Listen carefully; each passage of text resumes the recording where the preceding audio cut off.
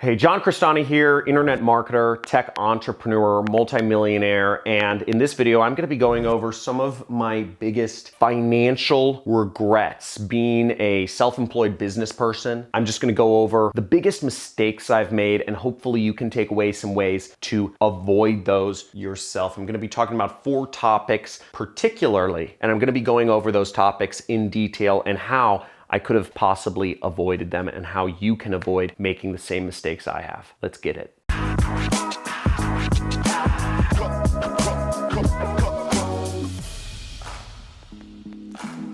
Hey, John Crestani here, and many of you may know about me because I teach marketing on the internet, and I teach how to start internet businesses and use marketing to get exposure for those. But it's been a long journey to get to the place where I am. I've had a lot of ups and downs, and I've made a lot of bad decisions which were disastrous and potentially would have taken me out of doing business at all. I'm gonna be going over some of these problems that I've gone over, so hopefully you can avoid them. This is a very important video simply because many of you are going through the trials of starting your own business, but there are major obstacles along the way, and there are many points of decision which you can make in how you manage your business day to day, or how you manage your time or your money day to day, and many opportunities you may get which you could take up on or not take up on, and understanding what to do and what not to do will help you greatly. So the first thing I'm gonna speak about is retirement. My first biggest financial regret, I'm gonna go over 4, is for many years, I didn't save up a dime for retirement. I didn't put any money away in retirement accounts, particularly. In America, we have a particular type of entity where you can put money away for retirement,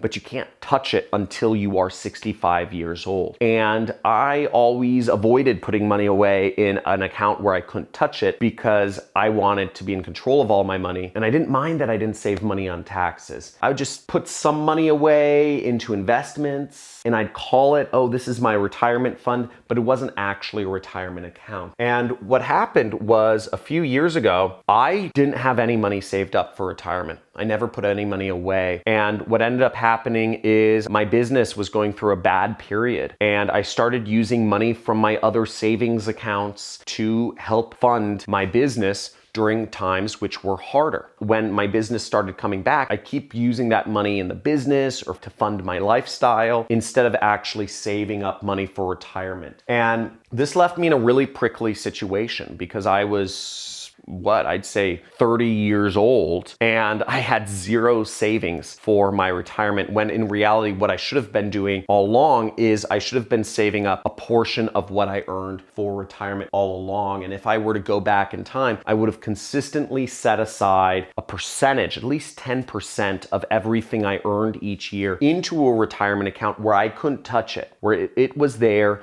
until I hit the age of 65 in America, so that I could actually use that to be retired, not have to work again. I'm happy to say I fund my retirement more. I max out. I contribute at least $250,000 a year to my retirement, and my retirement's been growing very fast, as well as my wife's retirement, so that I'm able to put a lot of money away tax-free. I save a lot of money in the process, and I'm able to work towards retiring very young, which is really exciting for me. Now, my magical number for retirement is, just to give you an idea, is $6 million. And the reason why it's $6 million is because at a 4% return on investment, I will be able to live off $240,000 a year, about $20,000 a month when I'm retired. This way I can live a nice lifestyle, making $250,000 a year, and be completely retired. So that's the goal for me, and I'm working very aggressively. Now that I've set a goal, because I never had a retirement goal, I'm aggressively working towards getting that retirement goal. So what I would suggest to you is, if you aren't saving up for retirement,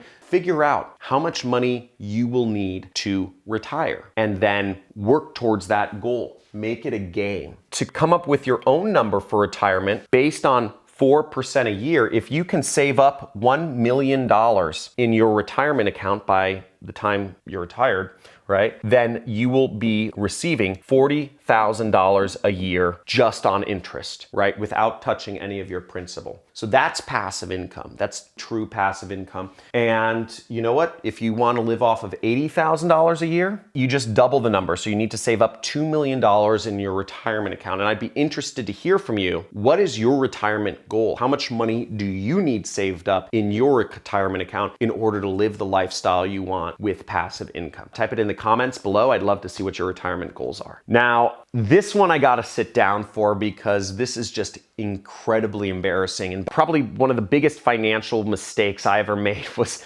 not paying taxes. For years, I didn't really know about how to pay taxes, and in 2015, my business made roughly $1 million profit, and I owed about, I don't know, $400,000 in taxes. I thought I had paid them. I had hired an accounting firm that year that was supposed to do my taxes. They did my taxes based on what I earned, but moving up to earning $1 million a year, I just assumed that my financial people figured out all the money stuff. For a long time, this is in my 20s, I didn't like numbers. I didn't like financial stuff. I liked marketing and sales. So I didn't focus on numbers. I thought I'd offsourced it to a good company. But when I realized that my accounting firm had not paid my taxes because I wasn't really looking over their shoulder, and that I owed $400,000 that I didn't have, it was really, really big problem. Imagine having $80,000 to $100,000 in my bank accounts at the time because I figured everything in my bank accounts was profit. And then I get a tax bill for $400,000. That was really scary. This is the same time I got married. So literally, I thought I was doing fine in life. I had, money in the bank, etc. And I was being told I didn't have money, but I owed the government over $400,000 that I didn't have. My wife was also pregnant at the time with our first kid. It was just a really scary situation going into this, and my business was failing in 2016, which will lead into my next point. But if I were to do everything all over again, I would have paid my quarterly taxes. I would have been more involved in understanding how much I owed my government, so I wasn't stuck at the end of the year with a monster bill that I had not paid any of, and being put in a situation where I owed a lot of back money on taxes. I had more anxiety attacks that year than I ever had before. If you have anxiety attacks about money, real anxiety attacks or panic attacks, type in me in the comments below, or type in just I do, because that year, even though I had a successful business, I was written about in Forbes, it just was really scary. And I don't ever want to go back to that time where I was that stressed out. But just pay your taxes, folks. Pay your quarterlies. Pay it every 3 months. Pay what your expected tax is. Don't wait to the end of the year. Pay it soon if you're running your own business. The third biggest financial regret for me was a company I started named Nutrist, or otherwise known as How to Lose $750,000 in a year. The business I started, I thought I was really smart. I just come off of 2015. This Nutrist happened in 2016, and I just come off of a year where, as a 20-something-year-old, my business had made $3 million, but I personally made $1 million. And I thought I just had the Midas touch. I thought I was a king among men. I could do anything and make money. And I started getting a big ego about things. I started a company, an affiliate network, which I knew nothing about running. I hired people who were inexperienced for the job, not all of them. And I ended up losing $750,000. Ultimately, I was a bad manager. Ultimately, I was bad at managing finances. Ultimately, I was bad at understanding legal contracts. And all of these things added up to result in what ended up happening, which was non-payments from clients, fraudulent activities from our business partners, as well as employee embezzlement. So I got hit by a number of different things, which resulted in, and just bad management, which resulted in me losing a lot of money in a year. The same year, 2016, where I got hit with a tax bill of $400,000, I also lost almost $1 million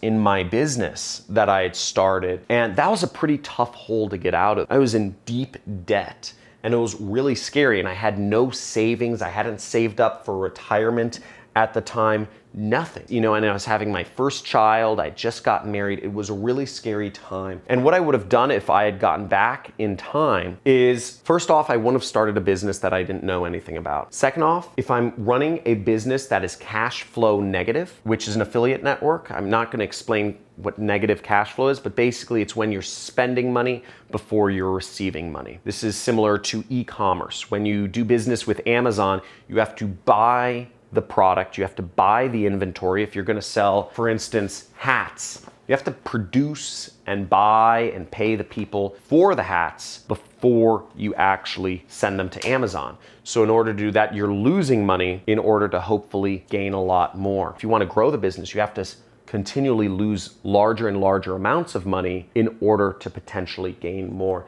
And if I were to start a cash flow negative business, I would either raise investment or get funding, or I wouldn't start the business at all, because that's the only way these sorts of businesses make sense, is if you have investors. So I probably would have not started that business at the time if I were to go back in time. My fourth biggest financial regret takes us back to an earlier time, and that is actually, I'm not going to name the name of the person, this is a fake name, but overpaying Travis. What happened in 2013 through 2015, I had a number of people working with me on a commission-only basis. They were called media buyers. They're essentially affiliates that were working under me. And I overpaid everybody. I took much of my profits, I took the large deal of my profits, and I just handed out freely to all my employees. All my employees really liked me. And I was making a lot of money too, so I thought it was cool. Oh, I'll just pass more money out to more people. One of my employees, Travis, I paid over $100,000 in a single month, and he took zero risk on anything. So I paid one of my employees $100,000. And you might say, okay, well, if he did good work, great. But what I should have done, if I went back in time, I would have paid less commissions. I would have paid less of my profits to my employees and taken more of my business income and saved it or reinvested it into the business to grow into new areas. I ended up cutting myself off at the knees by not allowing my business to be more profitable and expand into more, maybe software projects or more ad channels, but allow me to take more risk. Paying out my employees $100,000 a month was not the best investment for my business. And what ended up happening was Travis, after a couple months of making a lot of money, he just ended up leaving because he had more money than he had ever dreamed of, and he didn't want to work for me. But I ultimately created the situation because I allowed myself to overpay my employees instead of believing in my own vision for the company and putting my money behind my vision for growing the company rather than just overpaying employees. So there's a limit. Pay people well, but don't overpay. Overpaying people is just as big of a problem as underpaying them. So I hope that was insightful to you. I hope you learned a little something about what to avoid, and hopefully my own experience helps inform your experience. And let me know, what was the most useful thing to understand, the most useful concept? Was it the retirement story? Was it taxes? Was it Nutrist? Or was it overpaying people? Let me know in the comments below. Also, let me know if my speed on this video was too fast, if I just went through things, if I should have given more detail, or if I went too slow, if I maybe dragged on with my stories or repeated myself too much, or if it was actually just right. So let me know in the comments. Also, subscribe to my channel if you'd like more videos on marketing and making money on the internet, and join one of our communities. We have a Discord chat channel, we have a Facebook group, and we also have a subreddit where you can interact with other people, kind of learn from each other. I encourage you to join those. Let's create a community. I get 2 trillion messages a day, so I can't answer people. I have people saying, can you email me? And John, can you be my mentor? Dude, if I have free time, I'm gonna spend it with my daughters. So I bet you're nice, some person from Morocco or wherever, and I could help you, but I can't help everybody. I'm gonna help my daughters, okay? So that's where I'm going. And looking forward to seeing you in future videos, releasing new videos every single day, same time every day. Looking forward to seeing you as a regular on this channel. Talk soon.